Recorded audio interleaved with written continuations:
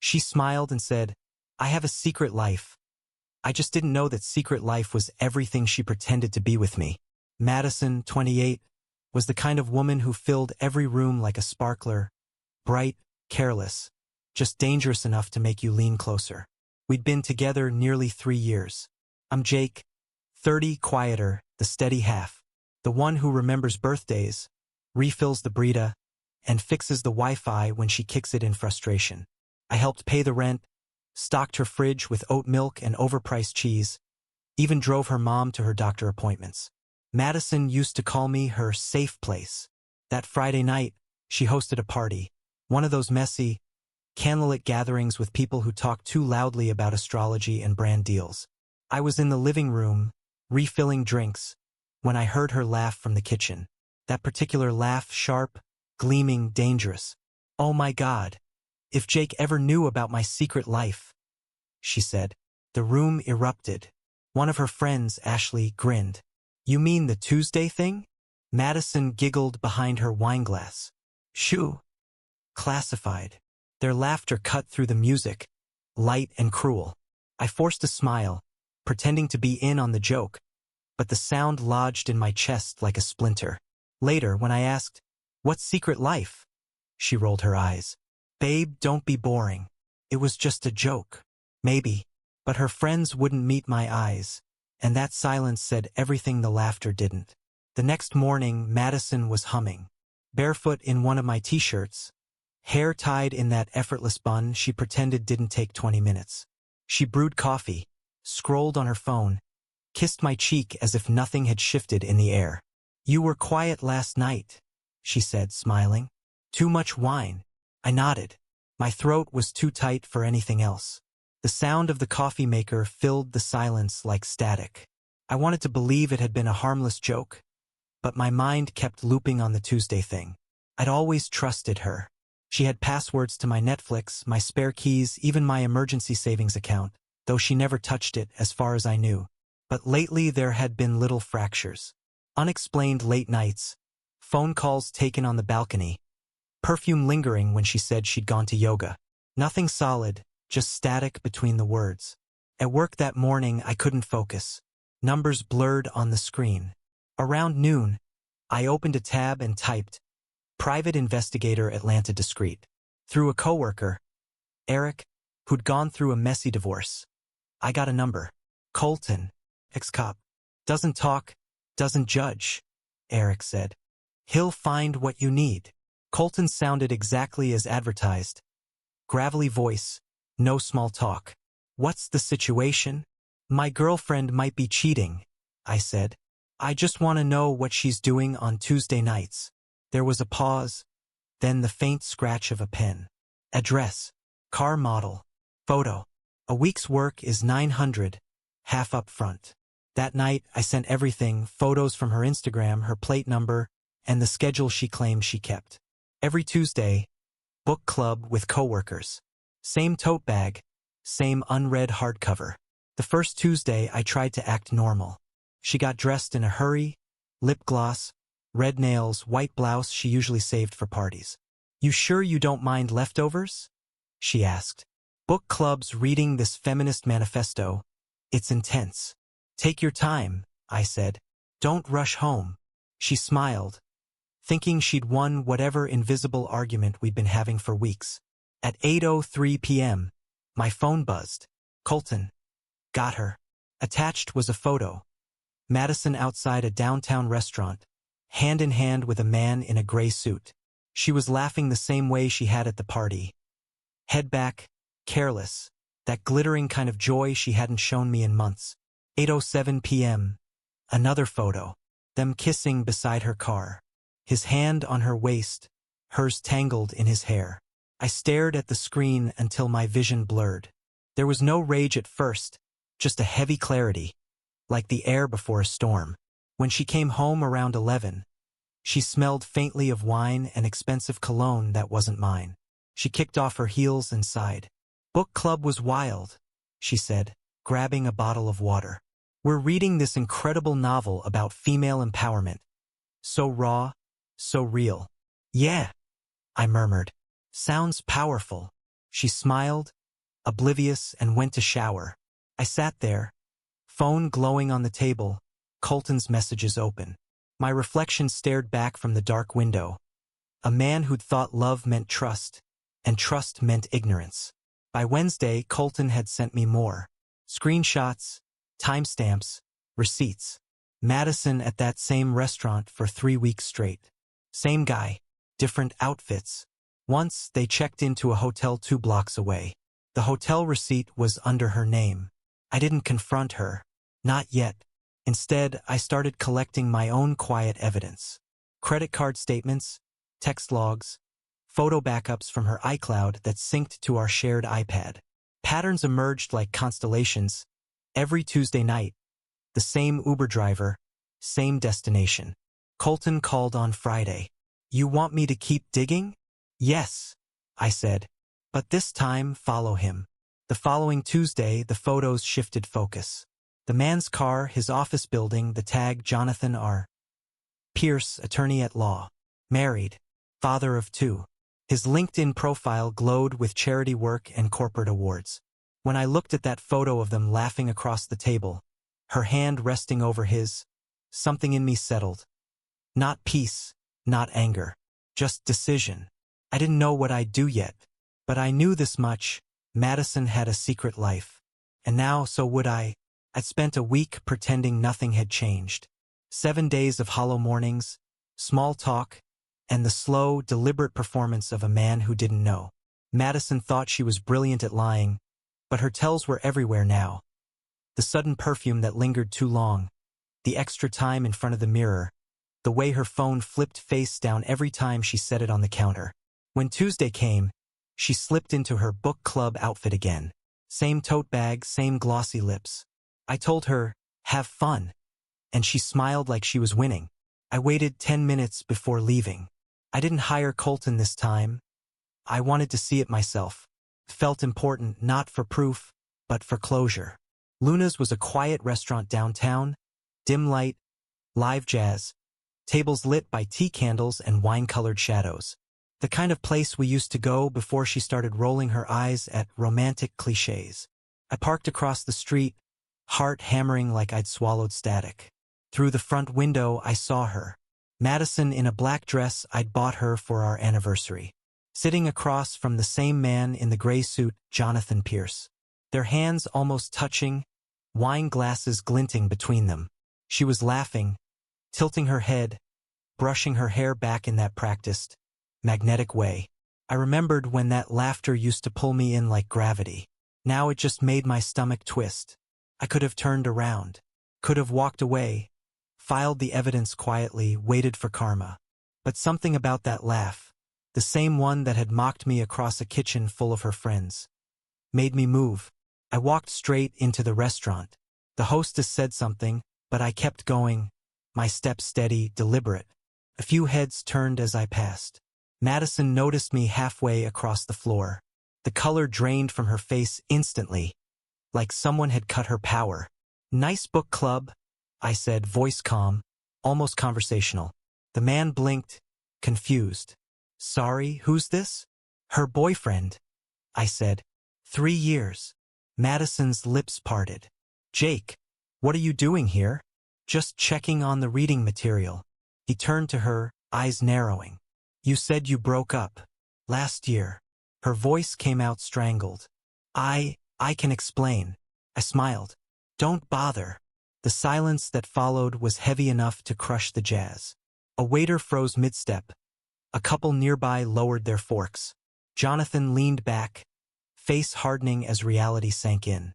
"Jesus, Madison," he muttered, then pushed back his chair and left without another word. I stood there a moment longer, memorizing the scene. Her trembling hands, the red wine stains spreading across the white tablecloth, the flickering candle between us. Then I walked out. She followed seconds later, heels clattering against the pavement. "Jake, wait, please. It's not what you think." "It's not," I asked, unlocking my car. "Because it looks a lot like your secret life." She grabbed my arm. "It was just dinner. I swear, it's not serious." "Then why'd you lie for months?" I didn't want to hurt you. Mission accomplished. People were watching now. A group outside the bar next door, phones half raised. Madison's voice rose with panic. You're overreacting. He's just a friend. Then maybe have dinner with your boyfriend next time, I said, pulling free. She slammed her palm on my car hood. The metallic thud echoed down the street. Don't walk away from me. I did. The cameras caught everything. Her screaming, mascara running, her shouting my name as I drove off. Later that night, clips started circulating on social media. Someone captioned it, "When his trust issues are justified." I didn't post anything, didn't text her, didn't answer the 50 calls that followed. I sat in the quiet of my apartment, phone buzzing on the table like a trapped insect, and realized how quickly humiliation can flip its direction. Her secret life wasn't secret anymore. It had turned into public theater, and for once I wasn't the one playing the fool. She showed up the next morning, pounding on my door like a debt collector. Her voice cracked through the hallway. "Jake, open the door." The same pitch she used to call my name when she wanted coffee in bed. I opened it mostly because I didn't want my neighbors involved. Madison stood there in oversized sunglasses, last night's makeup, a sweatshirt that wasn't hers. Behind her, sunlight caught the faint bruises under her eyes. Sleeplessness, not sorrow.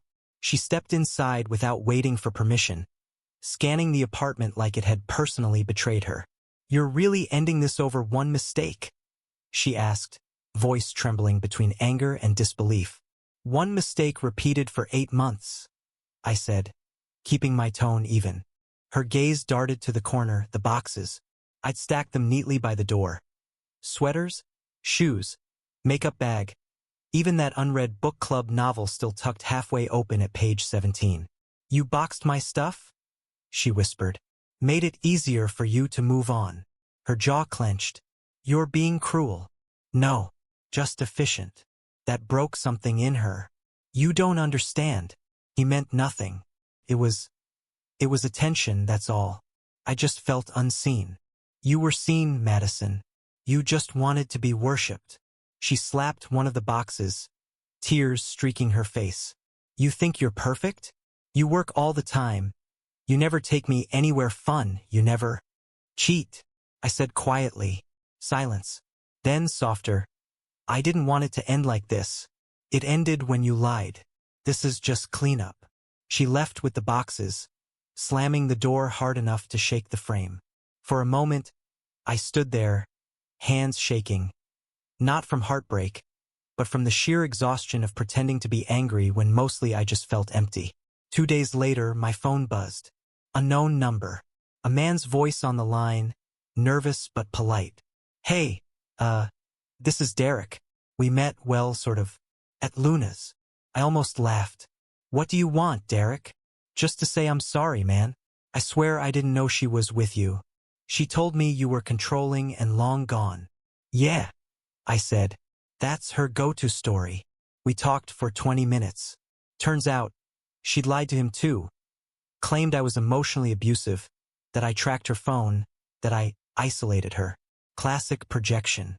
He told me she'd even used our vacation photos once, saying they were from their trip. He broke it off that morning.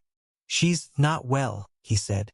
"I feel like she just needs someone to believe her lies." "Good luck to the next guy," I replied. That night, I got an email from her. No greeting, no subject line. Just 5 sentences. "You ruined everything. I loved you in my own way. I just wasn't ready for commitment. You didn't have to humiliate me. I hope you're happy now." I didn't reply. I archived it like the rest of the mess. But she wasn't done. The next morning, my boss called me into his office.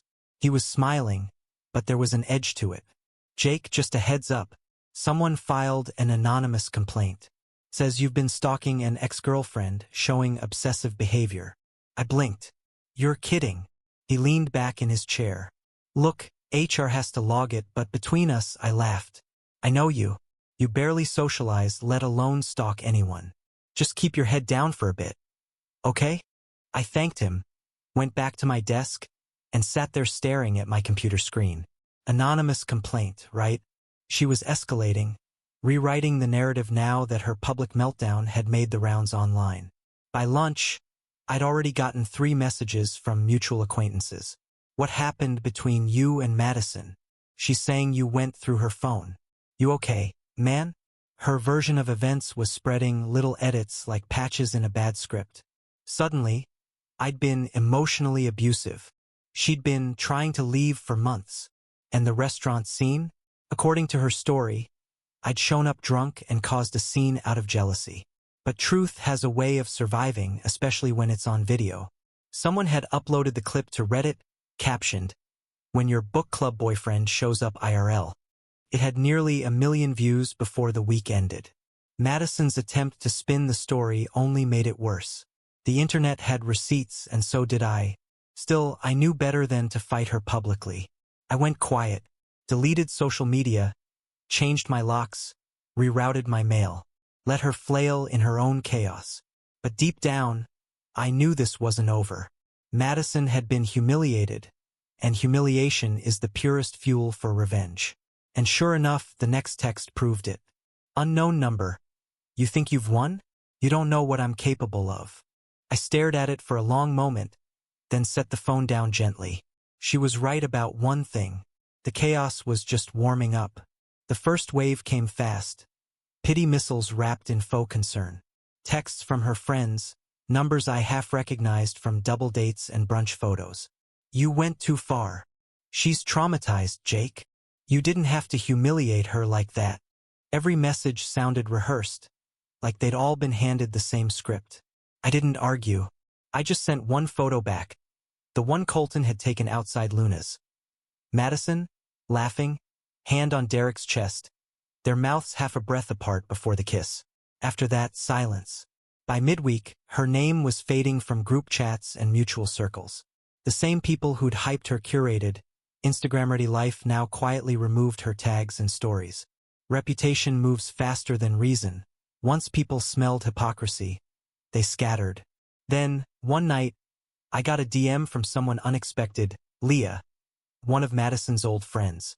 We'd only met a few times, but she'd always been polite, almost cautious. Hey, I thought you should see this. I don't want to be involved, but this is messed up. Attached were screenshots from Madison's group chat. Her messages were frantic paragraphs of pure spin. We need to control the narrative. He's making me look like a cheater. You guys know how emotionally abusive he was. Please, just back me up. Say you saw him yelling at me once. Anything. The responses were brutal in their honesty. Madison, that's not true.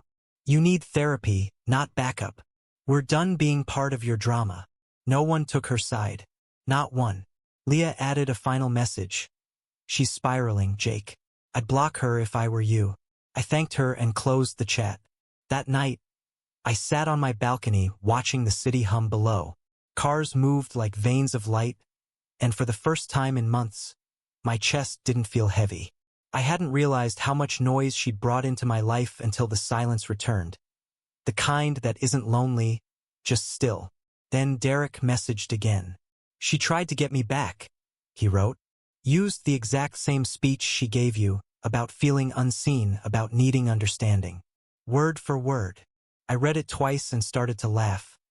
Not out of cruelty, but disbelief. She wasn't improvising. She was recycling. The entire relationship, every tender confession, every vulnerable story. It had all been a practiced monologue. That's when it clicked. Madison didn't want love. She wanted an audience. Someone to stand in the front row and clap for her chaos. When the applause stopped, she found a new stage. Derek said he'd blocked her after that. She'll move on fast, he added. She always does. I didn't respond. Just put my phone face down and let the quiet settle again. In the weeks that followed, life began to untangle itself. I started going back to the gym, rediscovering muscles I hadn't used since the first year we'd met. I cooked meals that weren't meant to impress anyone. Just food that tasted like peace. At work, my focus returned. My boss, half joking, said, "Looks like someone finally slept 8 hours." I had, for the first time in a year. But the biggest change came when I finally booked a therapy session. I'd been avoiding it for months, telling myself I didn't need to talk about it, that it was just a bad relationship, not trauma. The therapist, an older woman with calm eyes, listened to everything. Then she said something that stuck. You confuse responsibility with love. You thought keeping her from falling apart meant keeping her close. It hit harder than I expected.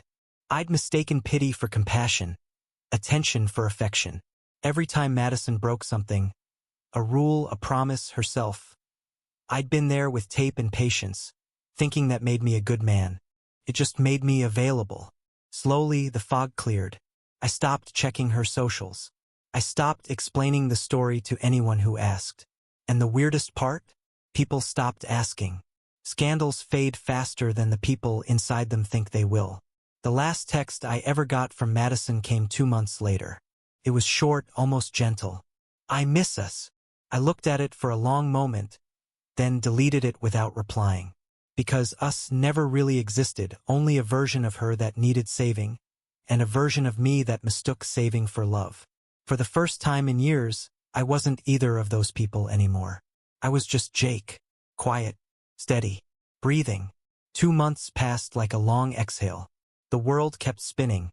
Coffee brewed. Work emails stacked up. The city kept humming its restless tune. But inside, everything had gone still. The chaos that had once lived in my phone, my head, my chest, was finally quiet.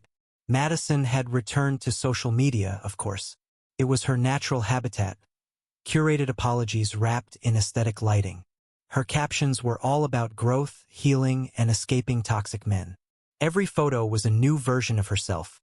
Short hair, yoga poses, a new city skyline behind her. She'd reinvented herself again, just like she always did. I didn't feel anger. Honestly, I felt relief. The kind that only comes after a storm has stripped your house bare and you realize, somehow, you're still standing. Sometimes friends would bring her up. They'd seen a post, heard a rumor. Man, she's saying some wild stuff about you online. One coworker told me, "You gonna respond?" I just shrugged. What's the point? Because I wasn't living in her story anymore. I'd walked off that stage. I still remember the first time I laughed again.